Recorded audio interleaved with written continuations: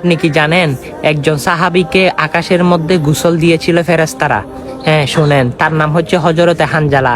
হানজালা নতুন বিবাহ করেছে, তিনি বাসর রাত কাটিয়ে গোসলখানায় গোসল করতে গিয়েছে। তখন শুনে আমার রসুল উহুদের ময়দানে যুদ্ধ করতে চলে যাচ্ছে। তখন তিনি আর গোসল করে নাই, আমার রসুলের সঙ্গে বাসর রাত তো কাটাইয়া গোসল না করে তলোয়ার নিয়ে বের হয়ে গেছে উহুদের ময়দানে যুদ্ধ করার জন্য।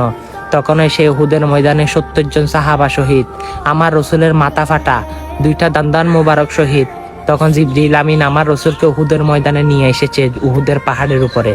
তখন আমার রসুল জ্ঞান ফেরার পর এসে দেখে হযরতে হানজালা শহীদ।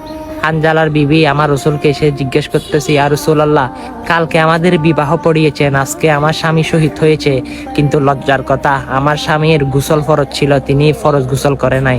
তখন আমার রসুল সাহাবীদেরকে বলে, সাহাবীরা হানজালার লাশটা কোথায় দেখো? তখন কেউ পায় না। আমার রসুল দেখে 4 জন ফেরেশতা হানজালাকে আকাশের মধ্যে তুলে নিয়ে যাচ্ছে। কিছুক্ষণ পর আবার আকাশ থেকে জমিনে নামাই দিয়েছে। দেখে দেখে হানজালার গায়ে থেকে জমজমের পানি আজু ঝরতেছে। সুবহানাল্লাহ, আল্লাহু আকবার। দেখেন, আমার রসুলের পক্ষে থাকার কারণে তার গোসলের দায়িত্ব স্বয়ং আল্লাহ রাব্বুল আলামিন নিয়ে নিয়েছে। কেমন হাবিবকে তিনি ভালোবাসেন। সুবহানাল্লাহ, সুবহানাল্লাহ।